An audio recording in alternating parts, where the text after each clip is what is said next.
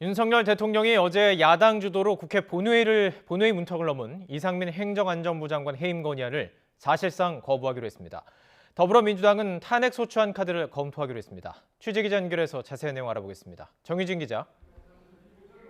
네, 국회입니다. 이상민 장관 해임 건의안에 대한 대통령실의 입장 나왔습니까? 대통령실이 오늘 오후 이 사안과 관련해 브리핑을 열었습니다. 이재명 부대변인은 이태원 참사 책임론에 휩싸인 이상민 행정안전부 장관에 대한 해임 문제는 수사와 국정조사를 통해 진상이 명확히 가려진 뒤 판단할 문제라는 기존 입장에 변함이 없다고 거듭 강조했습니다. 야당의 해임 건의를 사실상 거부한 겁니다.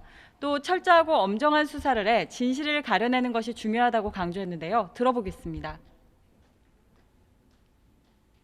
해임 문제는 진상이 명확히 가려진 후에 판단할 문제라는 기존 입장에 변함이 없습니다. 희생자와 유족들을 위해서는 진상 확인과 법적 책임 소재 규명이 가장 중요합니다. 국민의힘도 야당 주도의 해임 건의안에 대한 반대 입장을 숨기지 않았습니다. 조호영 원내대표도 기자들과 만나 민주당이 국정조사 대상에 행안부 장관을 넣어놨는데 해임을 건의하면 해임된 장관이 나오겠냐면서 둘은 서로 모순된 것이라고 지적했습니다. 항의의 뜻으로 여당 소속 이태원 국정조사 특위위원들이 모두 사의를 표명한 상태인데요. 조호영 원내대표는 국정조사 보이콧 결정은 지도부와 함께 논의할 거라면서 예산안 협상 경과도 함께 고려하겠다며 신중한 입장을 보였습니다. 반면 민주당은 국민의힘이 이태원 참사 국정조사를 거부하는 건 국민과의 약속을 파기한 것이라고 강하게 비판했습니다. 특히 여당 소속 특위위원들이 사의를 표명한 걸 두고 날을 세웠는데 박홍근 원내대표의 발언 직접 들어보시죠. 대통령 후배 장관 한 명 지키겠다고 집권 여당 전체가 국민의 준엄한 명령을 거부하며 모렴치한 몽리를 부리는 모습은 정말 나쁘고 개탄스럽습니다. 민주당은 또 해임 건의안 처리와 국정조사는 별개라는 입장인 만큼 여당이 참여를 거부하면 야3당만으로 실시한다는 방침입니다. 다만 야당 단독으로 국정조사를 강행하면 반쪽짜리 활동이 불가피한 만큼 여당 간사인 이만희 의원과 대화를 이어가는 등 참여 가능성은 열어놨습니다. 또 대통령실이 사실상 해임 거부 의사를 밝히면서 탄핵 소추안 발의도 검토하고 있습니다.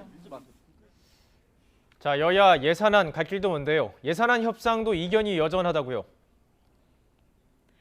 법인세 인하 여부가 가장 큰 쟁점입니다. 오늘 여야 원내대표가 점심 식사를 함께하는 등 대화가 오가고 있지만 전망은 밝지 않습니다. 현행 25%인 법인세 최고세율을 22%로 낮추는 문제를 놓고 여야 간 입장차가 여전히 첨예합니다. 오늘 오후에는 한덕수 국무총리가 이재명 민주당 대표를 찾아가 예산과 법안 협조를 요청하기도 했습니다. 책임 야당으로서 도저히 수용할 수 없는 국민적 눈높이에 맞는 그리고 꼭 해야 될 일 또는 절대 해서는 안 될 일들에 대해서는 저희가 양보하기가 참 어렵다라는 말씀을 드립니다. 잘 협의를 해서 이 문제를 끝내고 정말 우리 민생과 국민 경제의 활성화를 위해서 매진을 해야 할 때가 됐다. 그렇게 생각을 합니다. 이런 가운데 민주당은 중소 중견기업 법인세 인하, 저소득층의 소득세 부담 완화, 월세 세액공제 혜택을 확대하는 내용의 국민 감세안을 발표했습니다.